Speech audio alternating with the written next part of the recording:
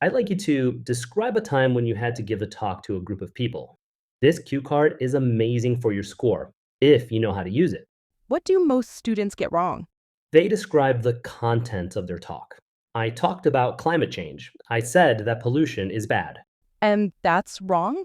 The examiner doesn't care what you said. They want to hear about the experience, the nerves, the preparation, the relief when it went well. Let me show you.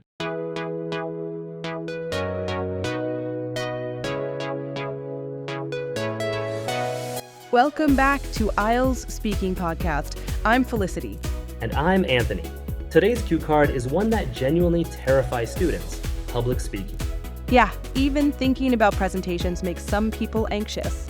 But here's the good news. You don't need to have actually given a great talk. You just need to describe one well. And the secret is focusing on feelings, not facts. Feelings over facts. Let's break that down. Here's the cue card. Examiner tone. Describe a time when you had to give a talk to a group of people. You should say who you gave the talk to, what the talk was about, why you gave the talk, and explain how you felt about giving the talk. 4 bullet points. But notice the last one, how you felt. That's the examiner telling you what they actually want. So the feelings part isn't optional, it's the main event. Exactly. Let's look at what band 6 sounds like versus band 8. Okay, band 6 first. Listen for what's missing. I want to talk about a presentation I gave at university. It was about environmental problems. I gave it to my classmates and my teacher. I was nervous before, but then it was okay. I think I did quite well because I got a good grade. It answers all the bullet points. But, It's very surface level. I was nervous, then it was okay. There's no depth there. right, no emotional journey. Now here's band 7-8. So this was back in my final year of university, and I had to present my research project to about 30 students and 2 professors. I have to admit, I was absolutely dreading it. I'd never spoken to that many people before, and the weeks leading up to it were pretty stressful. But what really helped was practicing in front of my flatmates the night before. They gave me some honest feedback, and by the time I walked into the room, I felt still nervous, but prepared. And the turning point was about 2 minutes in. I made a small joke. People laughed, and suddenly I thought, okay, I can do this. By the end, I actually enjoyed it. Looking back, I realized it taught me that preparation really does make all the difference. Oh, wow, that's so much better. I was actually listening to the story. What made it work? The emotional arc. You went from dreading it to nervous but prepared to the turning point to actually enjoying it. There's a journey.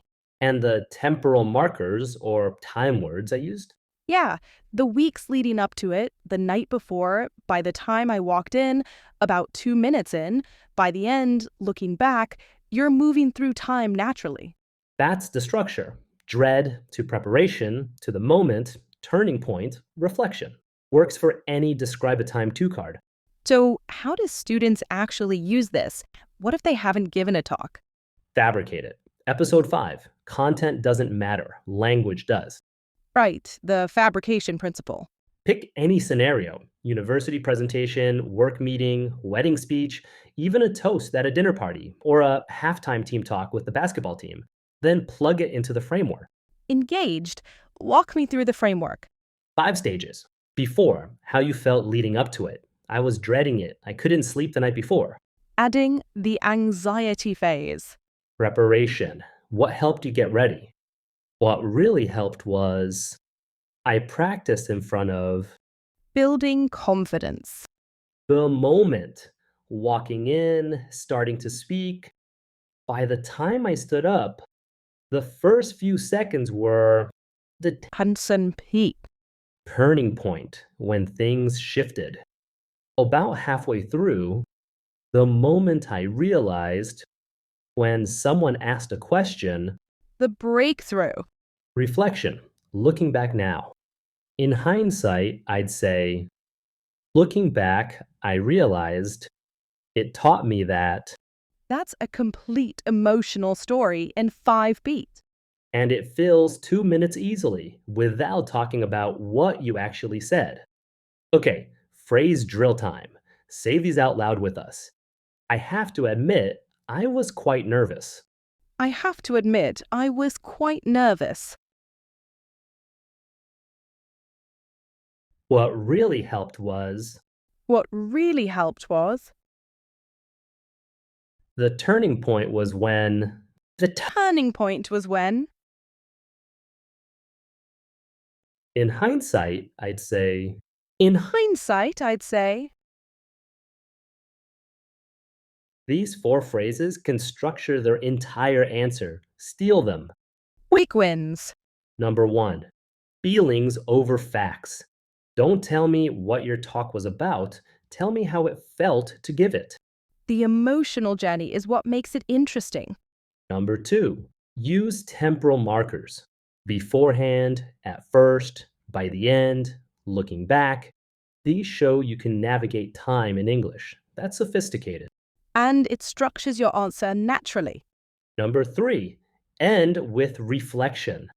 Looking back, I realized, or in hindsight, closes your answer with maturity and demonstrates complex grammar. If this helped, subscribe so you don't miss what's coming next. Episode 10 is a big one. We're going inside the examiner's brain. The four things they're actually scoring you on, and how most students accidentally lose points on at least two of them. Examiner Secrets Part 3. See you then. Bye for now.